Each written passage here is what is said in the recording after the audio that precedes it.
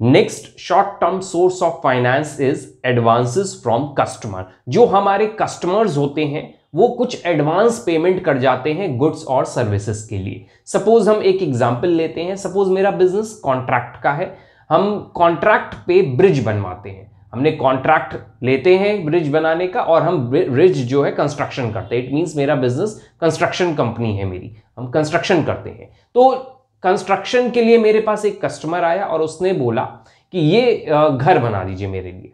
तो घर बनाने के लिए वो मुझे कुछ डाउन पेमेंट करके जाएगा ना, तभी तो हम अपना जो हाउस है उसका कंस्ट्रक्शन स्टार्ट करेंगे। तो इन्होंने क्या किया कस्टमर ने कि हमें कुछ पैसा दे दिया एडवांस में। अब मुझे बिल्डिंग बनाने के लिए, घर बनाने के लिए फंड की रिक्वायरमेंट है, तो फंड की रिक्वायरमेंट यहाँ कैसे पूरी हुई, कस्टमर ने खुद पैसा दे दिया। मतलब जो मेरा कस्टमर है कुछ डाउन पेमेंट करके चला गया, तो वो डाउन पेमेंट मेरे लिए फाइनेंस का सोर्स है, इसलिए इसको एक short term source of finance की कैटेगरी में डाला गया है। तो चलिए समझते हैं क्या है। A short term, an advance from customer refers to payment received by a company from its customer before the delivery of goods or services. तो डिलीवरी के पहले ही कुछ जो पैसा मिल जाता है, that are advances from customer. This creates a liability for the company as it is obligated to fulfill its part of the transaction in the future.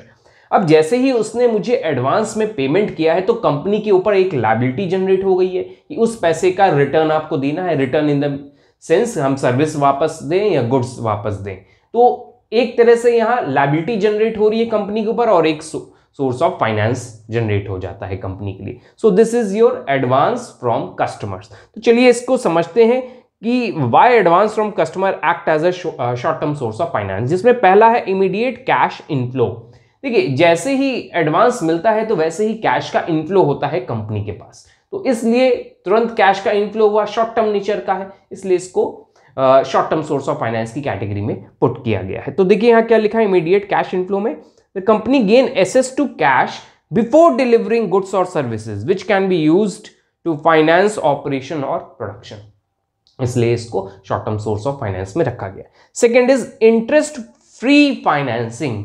जो advance पैसा वो मुझे दे के जा रहा है कस्टमर, वो उस पर इंटरेस्ट तो हमसे लेगा नहीं कि हमको इंटरेस्ट दीजिए, भाई हमने आपको एडवांस दिया है, गुड्स एंड सर्विसेज दीजिए भी, साथ ही साथ आप हमें इंटरेस्ट भी दीजिए जो मैंने आपको एडवांस दिया था, ऐसा तो कुछ होगा नहीं, इसलिए यहां पर इंटरेस्ट फ्री फाइनेंसिंग होती है। Next is boost liquidity. देखिए मेरे पास ऑलरेडी सपोज पहले से कैश है कि हम कंस्ट्रक्शन कर सकते हैं, इसके साथ साथ मुझे कैश का और इनफ्लो हो गया एडवांस के फॉर्म में, मेरी लिक्विडिटी और बूस्ट हो जाएगी। लिक्विडिटी इन द सेंस कि कैश का मेरे पास कैश बहुत सारा अरेंज हो जाएगा, कैश और कैश इक्विवेलेंट्स नहीं यहाँ यूज करेंगे, सिर्फ कैश वर्ड हम यूज करेंगे, क्योंकि एडवांसेस जो होंगे वो कैश या चेक के फॉर्म में होंगे, कोई सिक्योरिटीज नहीं मिलेंगी शॉर्ट टर्म, तो सिंपली हम यहाँ मानेंगे कि कैश का इनफ्लो होगा जिससे मेरी लिक्विडिटी बूस्ट कर जाएगी।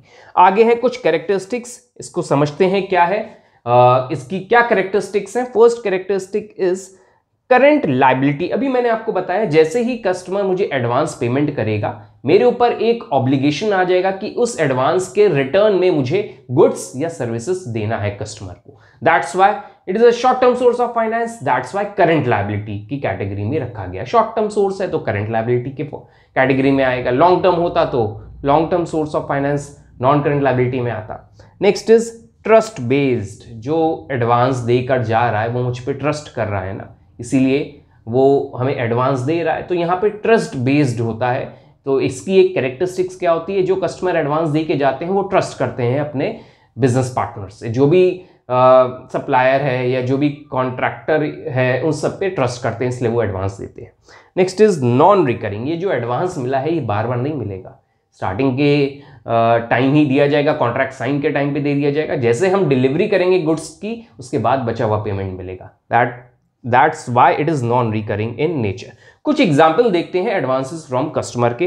पहला है prepaid subscription, payment for magazines और software subscription before the service period begins.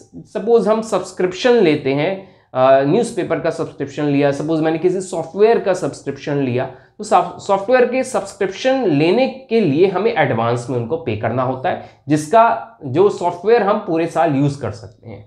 तो ईयरली सब्सक्रिप्शन होता है, तो जैसे हम लोग क्या करते हैं प्रीपेड जैसे हम लोग क्या करते हैं, प्रीपेड रिचार्ज कराते हैं अपने मोबाइल फोन्स में, तो एडवांस में हम देते हैं ना पैसा, तभी तो पूरे मंथ हम यूज़ कर पाते हैं या 3 मंथ्स यूज़ कर पाते हैं। This is an example of advances from customer. Construction contract का मैंने आपको बहुत अच्छा एग्जाम्पल दिया था, building construction, so this is also next is custom orders, advance payment for, देखिए कस्टम यहाँ पे वर्ड है कि हम कस्टमाइज कर रहे हैं प्रोडक्ट को। सपोज मैंने बोला कि मुझे इस कलर की कार चाहिए और इस कलर का पेंट होना चाहिए उस पर, कस्टमाइज था, ये मार्केट में जनरली अवेलेबल नहीं था, तो मैंने कस्टमाइज कराया ना कि अपनी कार पे ये इस कलर का पेंट होना चाहिए। कस्टमाइजेशन के लिए मैंने कुछ एडवांस दिया उनको, तभी तो उस पर वर्क कर पाएंगे। जनरली जो बन रहा है उसको उससे अलग जाके कुछ करना पड़ेगा ना, तो इसमें इस तरह के सिचुएशंस में एडवांसेस फ्रॉम कस्टमर रिसीव होता है। सो this is all about your advances from customer.